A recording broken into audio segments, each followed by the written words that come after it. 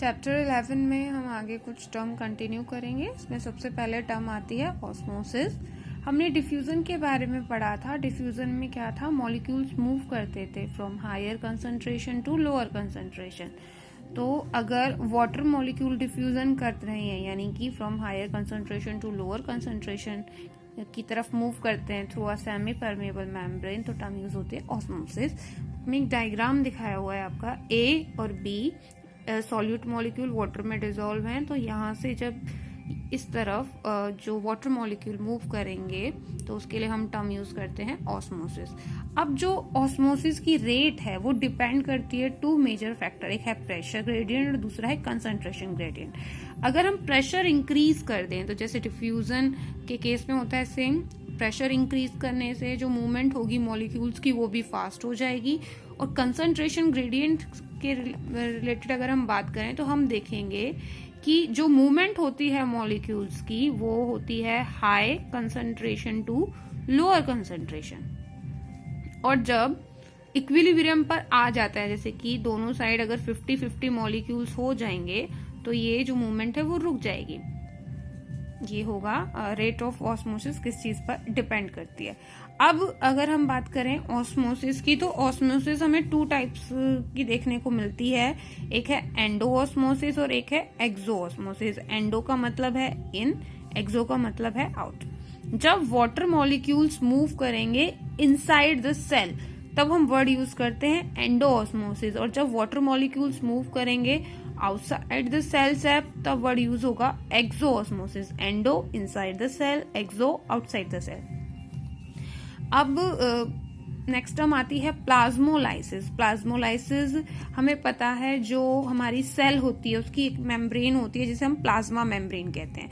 लेकिन प्लांट के केस में क्या होता है, प्लांट के केस में उसके पास एक एक्स्ट्रा सेल होती है जिसे हम प्लाज्मा मेम्ब्रेन तो होती ही होती है, उसके पास एक सेल वॉल भी होती है। और सेल वॉल को अगर हम ध्यान से देखें तो उसमें बीच बीच में प्लाज्मा डेस्मेटा होते हैं, इस तरीके से। अब अगर हम इससे एक ऐसे सॉल्यूशन में रखें जिसमें बाहर जो मॉलिक्यूल्स हैं वो कम हो, कंसंट्रेशन ऑफ वाटर कम हो, तो क्या होगा, इसका जो वाटर मॉलिक्यूल है वो बाहर की तरफ मूव करना शुरू कर देंगे।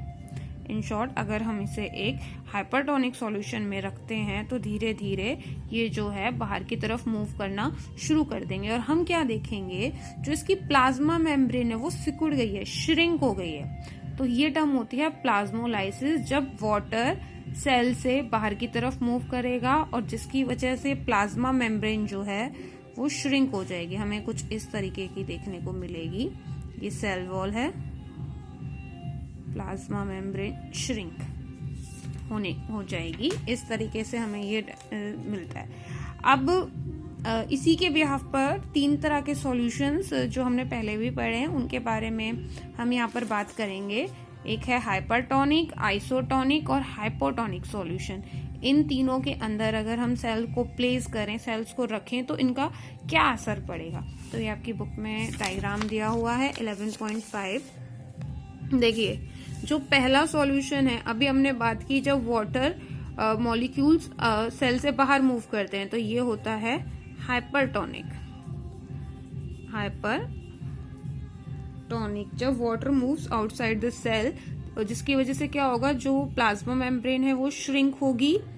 और इससे में एक बात क्लियर होती है कि बाहर जो थी आउटसाइड द सेल H2O की कंसंट्रेशन कम थी और इनसाइड H2O की कंसंट्रेशन ज्यादा थी। तो इस तरह का सॉल्यूशन हाइपरटोनिक होता है, जिसमें क्या होता है, अगर हम सेल को प्लेस करते हैं तो सेल की प्लाज्मा मेम्ब्रेन श्रिंक हो जाती है।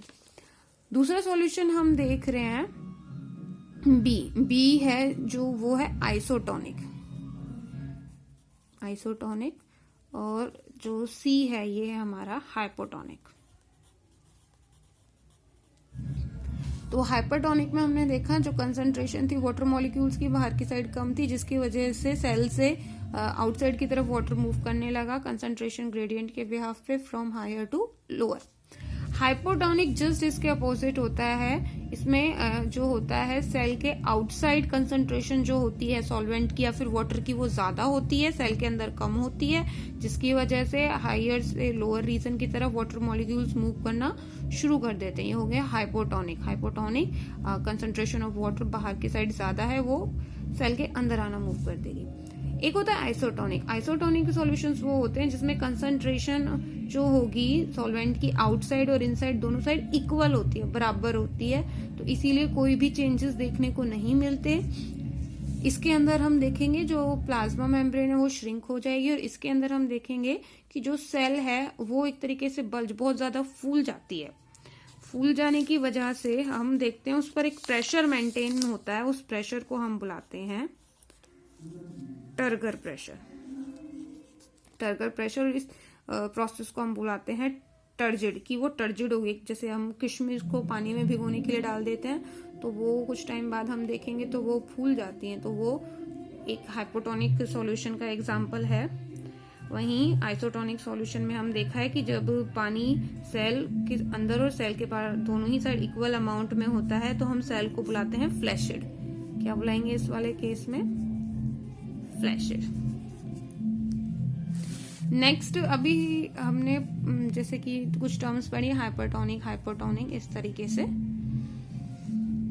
अब ऑस्मोसिस से रिलेटेड एक टर्म आती है ऑस्मोटिक प्रेशर। ऑस्मोटिक प्रेशर वो प्रेशर होता है जो बिल्ट अप होता है ड्यूरिंग ऑस्मोसिस, एक प्रेशर बनता है। जैसे जैसे मॉलिक्यूल्स मूव होते हैं एक साइड से दूसरी साइड, तो धीरे धीरे एक प्रेशर बनना शुरू होगा, और वो प्रेशर किस बात पे ध्यान देगा? वो इस बात पे ध्यान देगा कि जो मूवमेंट है वाटर मॉलिक्यूल्स की वो कम हो। ये वो प्रेशर होता है जो कि जरूरी होता है to stop the entry of water into the solution. Maximum amount of pressure that can be developed in a solution separated from pure water by a semi permeable membrane। तो इस वाले डायग्राम में अभी हमने देखा ये सेमी परमेबल मेम्ब्रेन थी, एक सॉल्यूशन सेपरेट हो रहा है और इधर मूव कर रहा है, तो इसके अंदर जो maximum amount of pressure develop होगा वो प्रेशर क्या करेगा? वो स्टॉप करेगा एंट्रीज को वाटर मॉलिक्यूल के। और ऑस्मोटिक प्रेशर को हम मेजर करते हैं पास्कल्स में, पीए। नेक्स्ट टर्म आती है इम्बिबिशन। इम्बिबिशन क्या होता है? ये एक तरह का एब्जॉर्प्शन हम कह सकते हैं, स्पेशल टाइप ऑफ डिफ्यूजन, जब वाटर जो है एब्जॉर्ब किया जाए बाय सॉलिड्स या फिर कोलाइड्स के द्वारा, जब ये एब्जॉर्ब किया जाता है। जैसे लकड़ी है, लकड़ी जब पानी ऑब्जॉर्ब कर लेती है तो वो किस तरह का स्ट्रक्चर बन जाता है, और जिससे कि उनकी वॉल्यूम भी इंक्रीज हो जाती है, तो टर्म यूज होती है imbibition. A special type of diffusion जिसमें वाटर एब्जॉर्ब होता है बाय सॉलिड, जिसकी वजह से उनकी वॉल्यूम बढ़ जाती है। ये इम्बिबिशन ही वो वजह है जिसकी वजह से मिट्टी में से सीडलिंग, जो सीड है, अंकुरित होके बाहर जो छोटा सा पौधा बनाते हैं, वो उसके पीछे का रीजन इम्बिबिशन है। साथ ही साथ जो सीड एब्जॉर्ब करते हैं पानी को, या फिर ड्राई वुड एब्जॉर्ब करती है, तो ये सब इम्बिबिशन की वजह से ही होता है। इन शॉर्ट हम कह सकते हैं imbibition is useful in process of seedling, यानी कि सीड जब वाटर एब्जॉर्ब करता है तभी वो अंकुरित होकर निकलता है, और ड्राई वुड इस तरीके से। नेक्स्ट हमारा टॉपिक है long distance transport of water.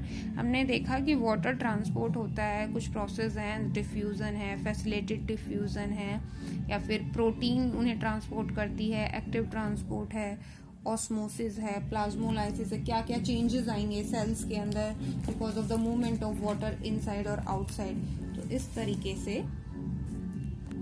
लेकिन हमें तो पता है कि जो हम रूट्स में वाटर डालते हैं तो उसका क्या असर होता है।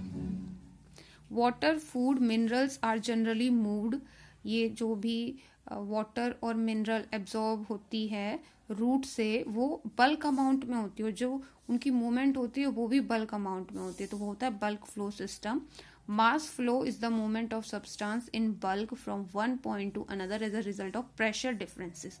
मास फ्लो का मतलब ये है कि जो सब्सटेंस है, वाटर और मिनरल्स है, वो बल्क बहुत ज्यादा अमाउंट में एक साइड से दूसरी साइड मूव करेंगे, और इसका रीजन है डिफरेंस, प्रेशर डिफरेंस। जिधर साइड प्रेशर कम होगा उधर साइड ये बल्क अमाउंट में मूव करते हैं।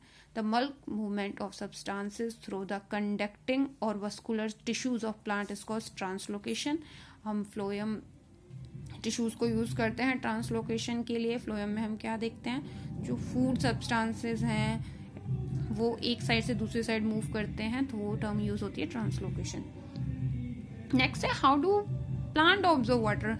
अब प्लांट वाटर एब्जॉर्व कैसे करते हैं, हमें पता है जो प्लांट है उसका जो रूट पोर्शन होता है प्लांट का,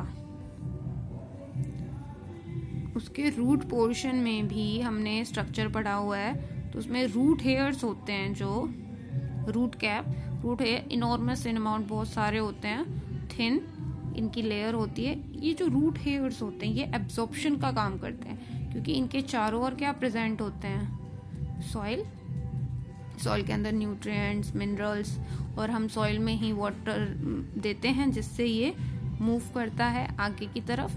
तो ये रूट हेयर्स ही हैं जो इनकी एपिडर्मल हेयर्स हैं, वो ही एब्जॉर्ब करते हैं वाटर और मिनरल्स को। रूट हेयर्स जब ये एब्जॉर्ब करते हैं ये सरफेस एरिया को भी इंक्रीज करते हैं ताकि ज़्यादा से ज़्यादा वाटर और मिनरल्स जो हैं वो एब्जॉर्ब हो सके। यहाँ पर एक और बात, अगर हम कंसंट्रेशन ग्रेडियंट देखें तो जो मिनरल्स की कंसंट्रेशन है वो इनसाइड द रूट हेयर या फिर जो रूट सेल्स हैं उसमें ज़्यादा होती है एज कम्पेयर टू सॉइल। तो ये मूवमेंट जो है यहाँ से अंदर की तरफ जब होती है तो उस वक्त वाटर की ज़रूरत होती है कि वो मूव करे। वाटर की एब्जॉर्प्शन होती है by root hair, diffusion process, movement of water move करता है। अब रूट हेयर्स ने तो वाटर को और मिनरल को एब्जॉर्ब कर लिया, लेकिन हमें ये पता है जैसे कि हमने स्ट्रक्चर ऑफ रूट पढ़ा था, तो सबसे बाहर एपिडर्मल हेयर्स होते हैं या फिर हम कह सकते हैं रूट हेयर होते हैं। रूट हेयर के बाद हमें पता है एपिडर्मिस आती थी, एपिडर्मिस के बाद हमारा स्ट्रक्चर आता था कॉर्टेक्स, कॉर्टेक्स के बाद एंडोडर्मिस, इस तरीके से स्ट्रक्चर आते हैं। तो रूट हेयर्स ने तो एब्जॉर्ब कर लिया। अब रूट हेयर से आगे की तरफ मूवमेंट कैसे होती है, तो ये दो तरीके से होती है, एक होती है एपोप्लास्ट और एक होती है सिम्प्लास्ट। एपोप्लास्ट मूवमेंट में हम देखेंगे जो एपोप्लास्ट मूवमेंट होती है उसमें जो वाटर की मूवमेंट होती है वो सेल वॉल से होती है। ये जो हमारे अलग अलग रीजन्स हैं, जो इनकी सेल्स हैं, तो इन सेल्स, क्योंकि ये प्लांट सेल है सबके सेल वॉल होंगी, तो इनकी जो सेल वॉल है उसके थ्रू मूवमेंट होगी प्लांट की, जो वाटर और मिनरल्स की है। और इसके अंदर हम ये देखते हैं जो वाटर फ्लो होता है वो बहुत ज़्यादा अमाउंट में होता है, मास अमाउंट में। इसका एक डायग्राम दे रखा है आपकी बुक में, ये देखिए। एपिडर्मिस सेल से कॉर्टेक्स, कॉर्टेक्स से एंडोडर्मिस, एंडोडर्मिस से पेरिसाइकिल। तो ये जो सेल की सेल वॉल होती है इसके थ्रू जो मूवमेंट होती है बल्क फ्लो ऑफ वाटर और मिनरल्स की, ये वाली मूवमेंट होती है एपोप्लास्ट मूवमेंट। एपोप्लास्ट मूवमेंट जो सिम्प्लास्ट होती है इसके अपोजिट होती है। सिम्प्लास्ट में हम देखते हैं जो सेल्स है आपस में अटैच्ड हैं, तो ये जो स्पेस देख रही हैं प्लाज्मोडेस्माटा, ये इंटरकनेक्ट होता है इन सभी का प्रोटोप्लास्ट, और जो वाटर है वो ट्रेवल करता है। ये जो एरोज हम देख रहे हैं सेल्स के बीच में से जा रही हैं, इनके थ्रू ये मूव करता है, इंटरसेलुलर मूवमेंट होती है।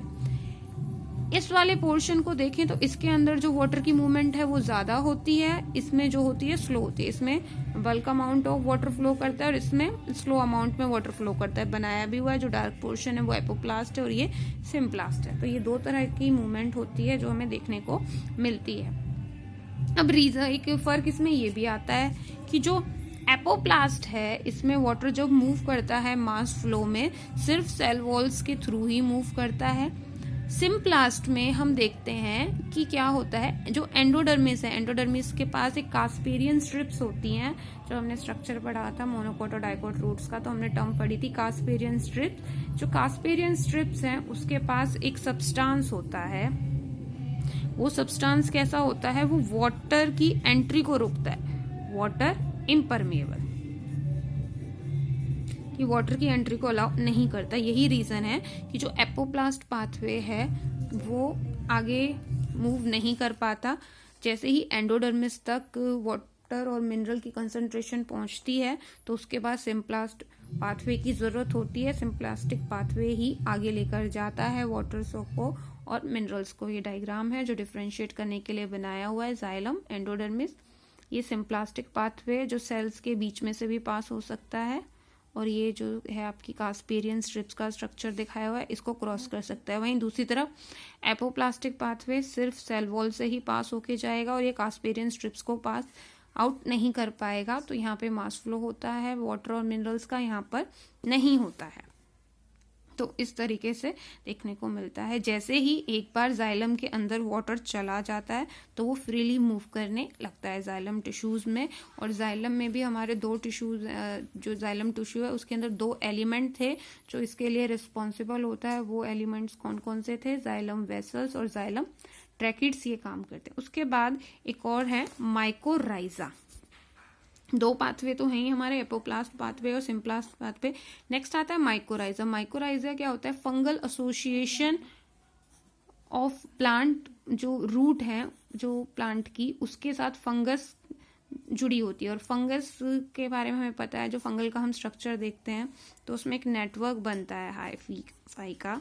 ये नेटवर्क क्या करता है? ये वाटर और मिनरल एब्जॉर्ब करता है, जो कि रूट्स के चारों ओर बना हुआ है फंगस का। ये वाटर और मिनरल को एब्जॉर्ब करता है और प्लांट को देता है, और बदले में फंगल उससे खाना लेता है प्लांट में। तो एक माइकोराइजा वाला पॉइंट और यहाँ पर बताया हुआ है।